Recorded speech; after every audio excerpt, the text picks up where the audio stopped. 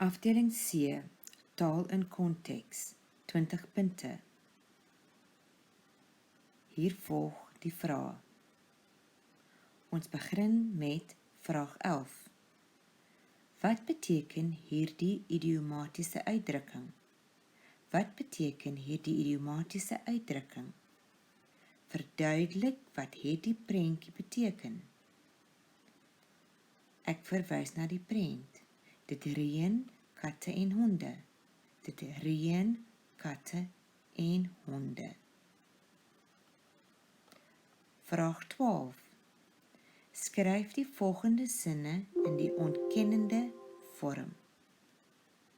Give the negative form of the following sentences. 12.1 is, dit is 'n warm dag. 12.1, dit is 'n warm dag. 12.2, iemand het die koppie gebreek. 12.2, iemand het die koppie gebreek. 12.3, iets het gebeur. 12.3, iets het gebeur. Vraag 13, kies die regte antwoorde. 13.1, watter soort sin is die volgende sinne? Jou opsies is vraagsin, bevelsin of stelsin. Die eerste sin is, vandag is maandag. Vandag is maandag.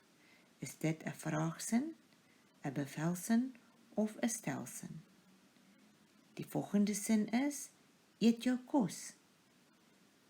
Is dit 'n vraagsin, 'n bevelsin of 'n stelsin? 13.2. Watter voornaamwoord is tussen hakies? Watter voornaamwoord is tussen hakies? Jou opsies is besitlike voornaamwoord, persoonlike voornaamwoord, vraende voornaamwoord of betreklike voornaamwoord. Die eerste sin. Ek is in die skool. Ek is tussen hakies. Is ek 'n besitlike voornaamwoord, 'n persoonlike voornaamwoord, 'n vraende voornaamwoord of 'n betreklike voornaamwoord? Wie moet saam met, wat is daai sin? Wie moet saam met my gaan? Is wie in tussen hakies 'n betreklike voornaamwoord, 'n persoonlike voornaamwoord, 'n vraende voornaamwoord of 'n betreklike voornaamwoord? Tony is my broer. Tony is my broer.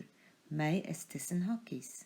Is my 'n besitlike voornaamwoord, 'n persoonlike voornaamwoord, 'n vraende voornaamwoord of 'n betreklike voornaamwoord? Haar skoene is swart. Haar skoene is swart. Haar is tussen hakies. Is haar 'n besitlike voornaamwoord, 'n persoonlike voornaamwoord, 'n vraende voornaamwoord of 'n betreklike voornaamwoord? Vraag 14. Waar of onwaar? Waar of onwaar? En die stelling is, samestellings is woorde wat uit 2 of meer woorddele bestaan. Hierdie soort woorde moet vasgeskryf word. Waar of onwaar? Samestellings is woorde wat uit 2 of meer woorddele bestaan. Hierdie soort woorde moet vasgeskryf word.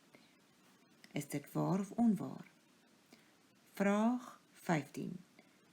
Trappe van vergelyking vir die woord dik. Is die woord dikker die stellende trap, die vergrotende trap of die oortreffende trap van die woord dik?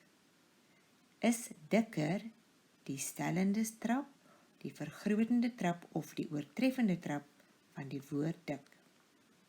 Vraag 16. Wat is voegwoorde? Wat is voegwoorde?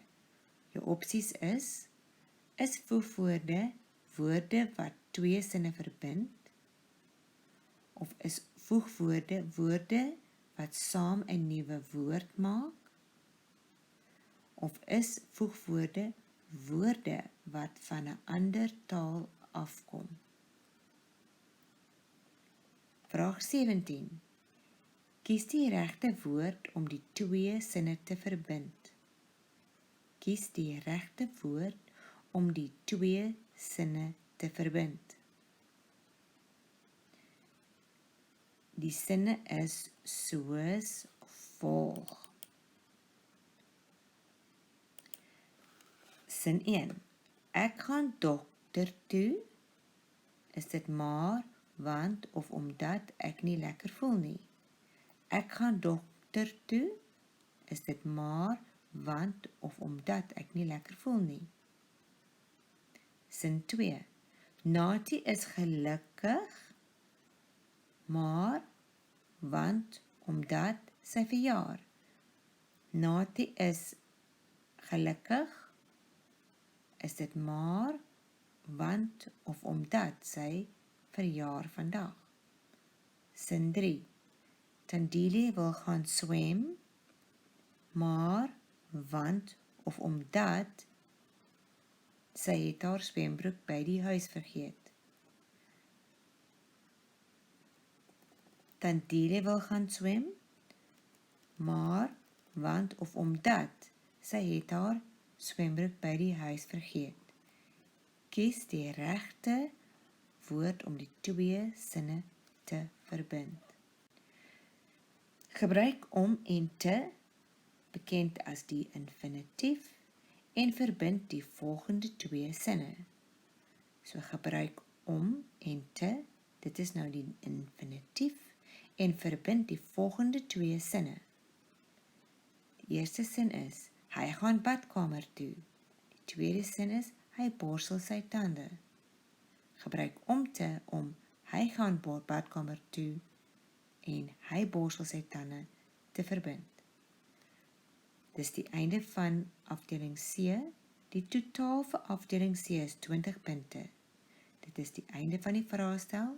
Die totaal vir die vraestel is 50 punte.